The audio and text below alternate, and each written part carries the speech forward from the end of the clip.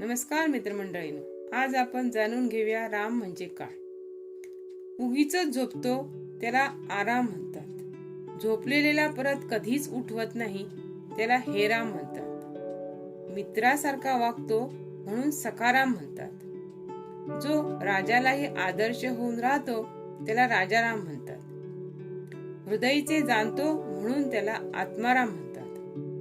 एक पत्नी व्रताप्रमाणे वागतो त्याला तुकाराम म्हणतात.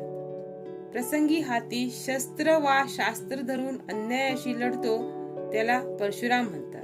जो अखंड भगवंताचे दास होऊन राहतो त्याला रामदास म्हणतात. हल्लीच्या युगात जो पहाटे उठतो त्याला आलाराम म्हणतात. जो सेवा व्रताने वागतो त्याला सेवाराम म्हणतात. जो प्रसादाचा गोड मेवा बनवतो त्याला मेवाराम म्हणतात. आणि हे ज्यांना कळलं त्यांच्यासाठी रामराम म्हणतात. हे वाचणारा 16 वेळा राम म्हणाला. मोजलेत ना? आता एकूण 20 वेळा राम राम झाले. चला 21 वेळा रामनाम तर घडले. जय सियाराम. धन्यवाद.